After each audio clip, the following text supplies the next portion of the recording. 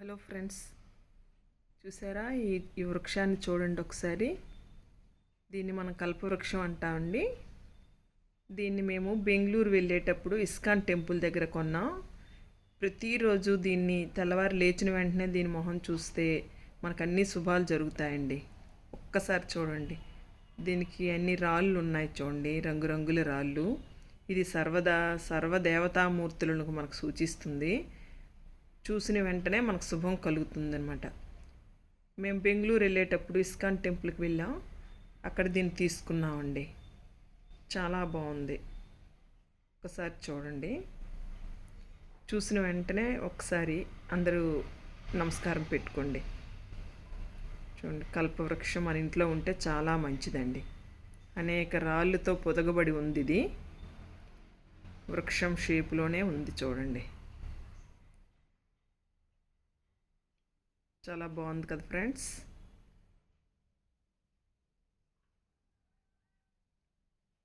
ఒక్కసారి అందరు దండం పెట్టుకోండి.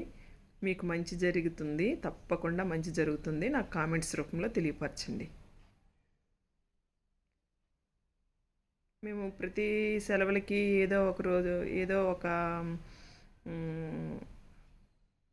పిక్నిక్ స్పాటో లేకపోతే సమ్మర్ వెకేషన్కో మేము ఎక్కడికో దగ్గరికి వెళ్తూ ఉంటామండి. చూడండి, తర్వాత మన సంస్కృతి సాంప్రదాయాలు ఉట్టిపడేలా చేసే దేశానికి వెన్నుముక అయిన రైతు. చూసారా, ఇది మేము అరకు నుంచి తెప్పించామండి. చూడండి, పంటని ఇంటికి తీసుకొస్తున్నట్టుగా ఎంత బాగుందో. చాలా బాగుందండి. ఇది చాలా పెద్దది కూడా. మనకి ఇక్కడ ఇలా కనిపిస్తుంది కానీ చాలా పెద్దది కూడా. ఇంట్లో పెట్టుకుంటే చాలా బాగుంటుంది. అంటే ఎప్పుడూ కూడా అంటే ధాన్యలక్ష్మి మన ఇంటికి వచ్చినట్టుగా ఉంది. చూసారా, మనకి ఎంత డబ్బు ఉన్నా ఆహార పంటలు లేనిదే మనం బ్రతకలేము. ఇది ఉంచుకున్నాం అనుకోండి, ఇది కూడా మనకి ధాన్యలక్ష్మితో సమానం అనమాట. మహాలక్ష్మి మన ఇంట్లో కొలువై ఉండేటట్టుగా ఉంటుంది. చూడండి చూడండి, ఎడ్ల బండి ఎంత బాగుందంటే అంటే ఆ చేసిన శిల్పులకు మాత్రం చాలా జోహార్లు చెప్పాలండి. చాలా బాగుంది చూడడానికి కూడా. ఎంత బాగుందంటే అంత బాగుంది. చూడండి, ఇక్కడ కూడా బండి నడిపేవారు మగవాళ్ళు అయితే బండి మీద కూర్చొని చూడండి ఒక స్త్రీయే ఇంటికి అంటే ఇక్కడ ఎందుకంటే ధాన్యలక్ష్మి అంటే లక్ష్మీదేవి కదా. స్త్రీ వచ్చిన ధాన్యలక్ష్మి మన ఇంటికి వస్తుందన్నమాట. ఎప్పుడూ కూడా మనం పండగ సమయాల్లో ధాన్యాన్ని ఇలాగే రైతులు తీసుకొస్తారు.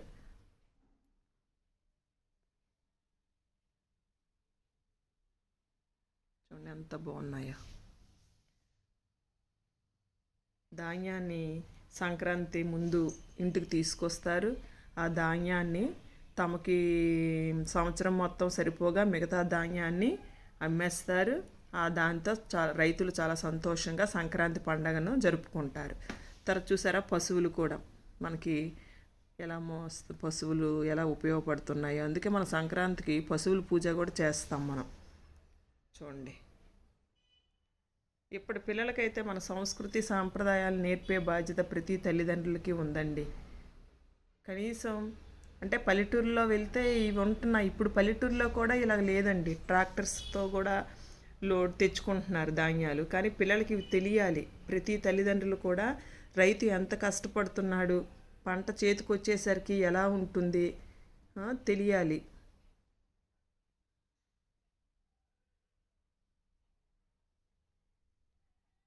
నాకైతే మాత్రం చాలా బాగా నచ్చిందండి ఇది. అందుకే నేను తెప్పించాను. చాలా బాగుంది. తర్వాత మంగళ వాయిద్యాలతో శుభం పలుకుతూ చూడండి, ఇది ఒక్కసారి చూడండి. చూడండి, అందరూ కూడా తమ కులవృత్తి చేస్తూ మనకు అప్పుడు ఎంత బాగుండేవో చూసారా. కులవృత్తి చేసుకొని ఎవరెవరు మంగళ వాయిద్యాలు వాయిస్తూ అసలు ఆ వాయిద్యనాదాలు వింటుంటేనే మనకి ఒక ఒళ్ళు పులకరింపుగా ఉంటుంది కదండి.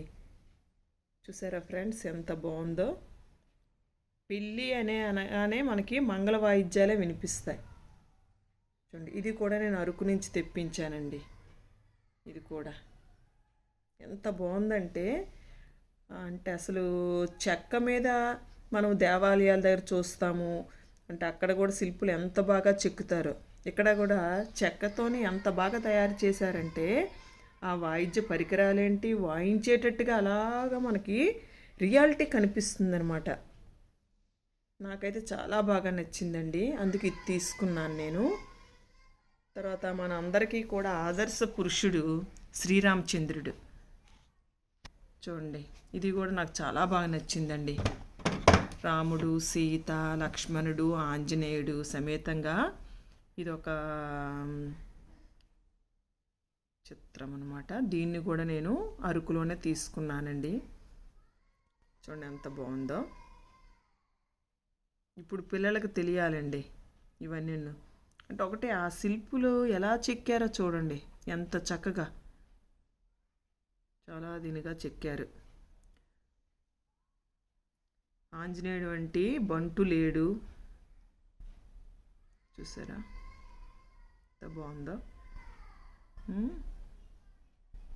రాముడు మనందరికి ఆదర్శవంతుడు, ఏకపత్ని వ్రతుడు. సీతాదేవి మహిళలందరికీ కూడా, అంటే లోకులు ఎన్నో అన్నారు, దానికి రాజుగా శ్రీరాముడు ఏం చేశాడు, సీతాదేవిని విడిచిపెట్టేశాడు. అయినా సీతాదేవి, ఇప్పుడు పిల్లలైతే ఏం చేస్తున్నారు, వెంటనే నువ్వెంత నేనెంత. కానీ సీతాదేవి చూసారా, తండ్రి ఆజ్ఞను పాటించాడు శ్రీరామచంద్రుడు. అన్నతోనే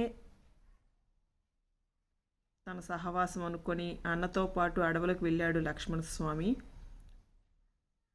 భర్త ఆజ్ఞను మేరకుండా కష్టాన్నైనా, అంత సుకుమారి సీతాదేవి, కానీ తన భర్త తన అడవుల్లో విడిచిపెట్టేస్తే అడవుల్లోనే పిల్లలకని, కానీ తన రాజ్యానికి కానీ తన తండ్రి దగ్గరికి కానీ వెళ్ళలేదు.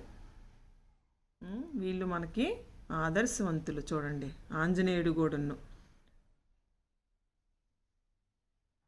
విశ్వాసానికి సరైన సంకేతం ఆంజనేయుడు.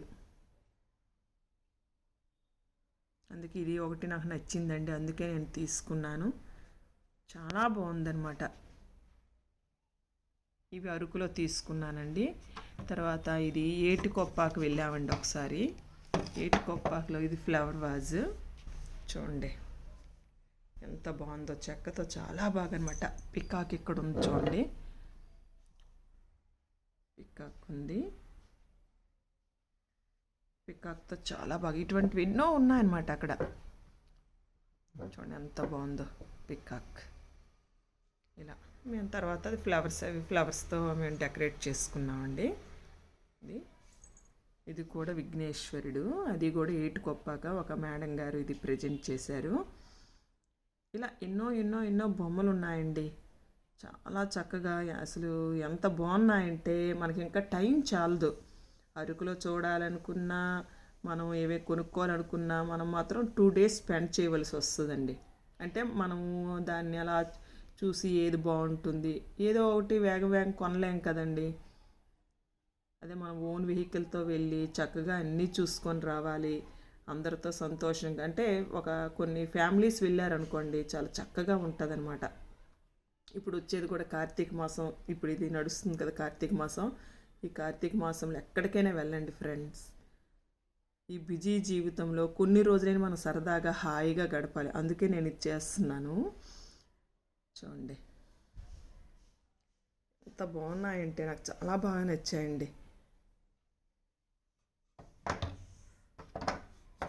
ఇవి తెల్లవారి మంగళ వాయిద్యాలు. ఇది ఈ పిక్చర్ చూసిన సీతారాముడు, లక్ష్మణుడు, ఆంజనేయుడు, సతీ సమేతంగా ఉన్న ఈ బొమ్మను చూసిన, కల్పవృక్షాన్ని చూసిన, అసలు మనసు ఎంతో అనమాట ప్రశాంతత ఉంటుంది తెల్లవారి లేచిన వెంటనే చూడగానే. తర్వాత ఇవన్నీ రైతుది చూసిన, రైతు కష్టం ఏంటో తెలుస్తుంది. ఎంత ఫుడ్ని ఎంత వేస్ట్ చేస్తున్నామో కదా మనం. బాబో ఇంత కష్టపడితే కానీ మనకు ఫుడ్ రాదా అని తెలియాలి. ప్రతి పిల్లవాడికి కూడా తెలిస్తే వాళ్ళు కొంతైనా మార్పు వస్తుందన్నమాట. తల్లిదండ్రులుగా మనం ఆ పని చేయాలి.